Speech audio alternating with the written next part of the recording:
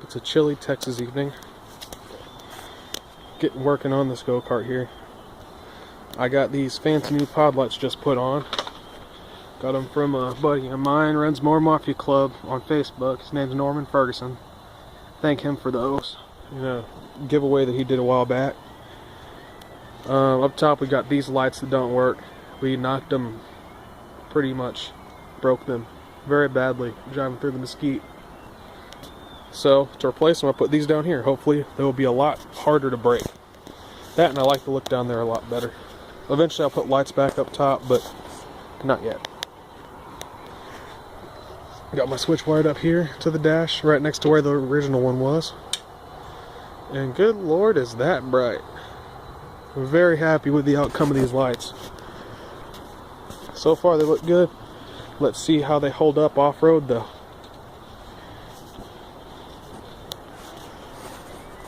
And next up, as you can see, it has some of these RJ's 5-point racing harnesses in the bucket seats.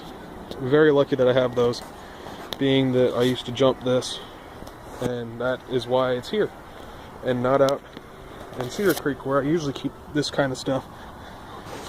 This right here is why it's here with me. Frame broke right there. Welds aren't that pretty, but I did those about a year ago when I first started welding. I took a break from it over the summer because it was so hot I couldn't effectively weld without catching the yard on fire. So I also added in these cross members, or supports, whatever you want to call them.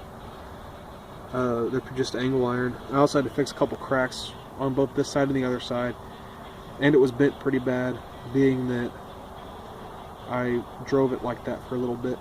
We welded it one time, didn't hold, so let's hope that this does with the reinforcements and a lot thicker welds. I got the battery hooked up because it was deader than I thought it was. If we go around this way, you can see the power horse in this thing is a Linamar ZX340. It's a little Japanese thing. From what research I've done, Linamar was partially made by Onan, yet these parts are incredibly hard to find. It doesn't really run that well when it's cold like it is right now. It's cold enough for me to see my breath. I'll start up here in a second, but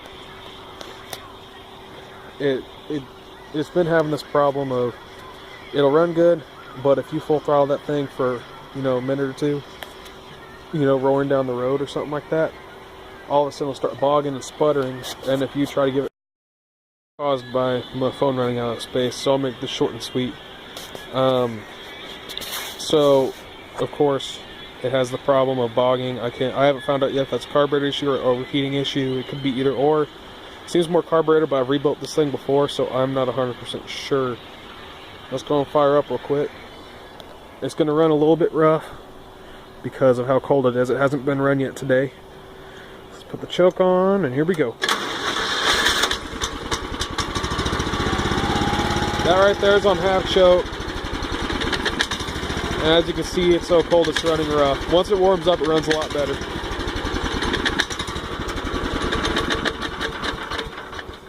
I just got done. I had this thing split in half.